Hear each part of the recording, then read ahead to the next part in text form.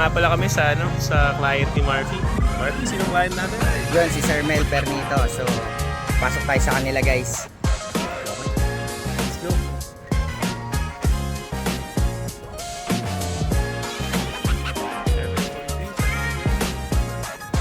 Doorbell mo ba tayo?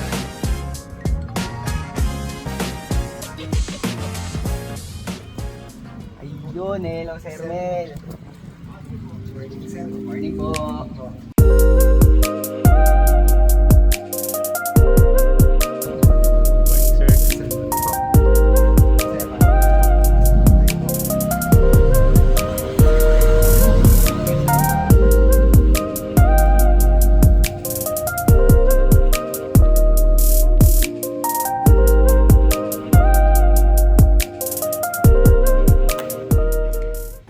So yun guys, good morning.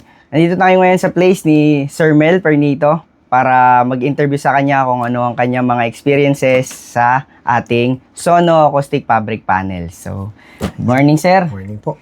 Yun sir, kumusta po kayo ngayon? Okay lang sir, medyo pagod. Medyo pagod kahit kakagising lang pero okay lang naman sir. Happy naman. Ayun, yun ang maganda, happy tayo. So, sir, pwede mo bang ma-introduce sa amin yung company ninyo and kung saan po kayong line ng industry? Sige sir. So ako po is si Mel Pernito po. Co-founder po nitong DFTA Studio. So si DFTA Studio po, more than a studio po, kami po ay an e-commerce agency. So anything po na from different brands or like for example po, panibagong brand pa lang po, tinutulungan po namin yung iba't ibang brands na magkaroon po ng sarili nilang e-commerce platform like may affiliate marketing, yung MCN po, like yung mga artista na nagla-live gamit po yung mga iba't ibang brands. Tapos, yun, fulfillment po, logistics, and yun, sa live po, tsaka etc. So, ganun siya po. Okay, so ganun pala siya nagwo-work, no? So, paano po kayo nag-come up sa ating Sono Acoustic Fabric Panels? Ano po ba yung mga pain ninyo? Ang pain kasi namin, sir, talaga po, is yung nagkakarinigan yung mga host.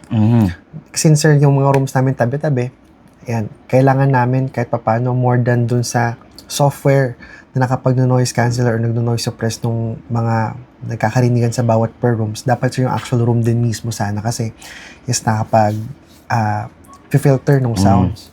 So yun yung pinaka-reason bakit kami sir nag-reach out or bakit ako sir naghanap nung mga acoustic panel or soundproofing. So, nasolusyonan po ba namin yung pain ninyo?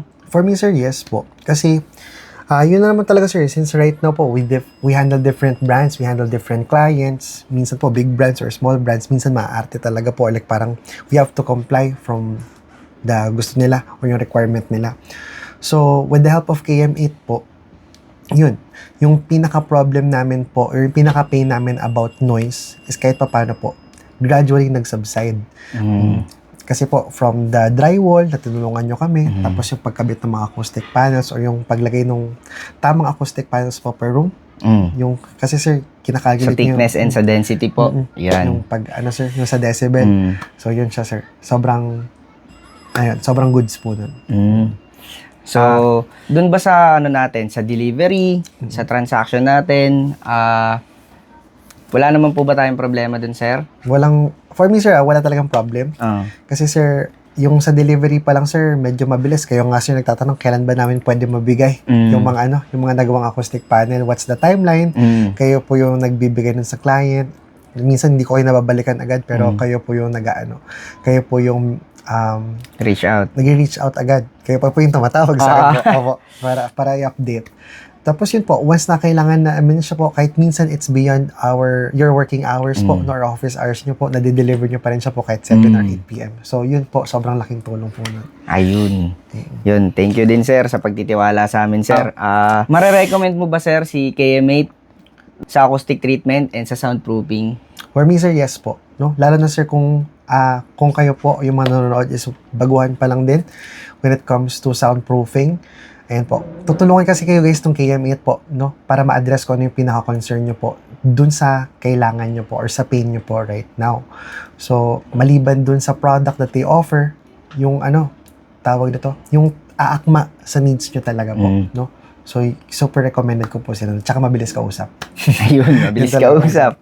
Yun. Last na sir, may additional message po ba kayo sa KM8 and sa mga nanonood sa atin ngayon?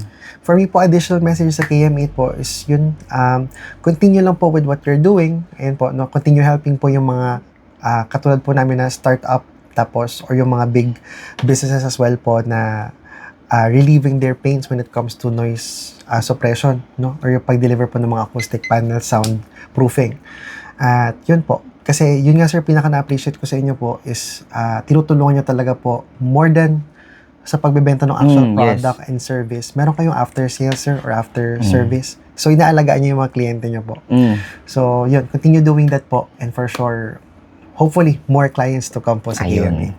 So ayun. Thank you Sir Mel sa inyong time at napaunlakan nyo kami pumunta dito sa inyo. So guys, again, this is Marfy from KM8.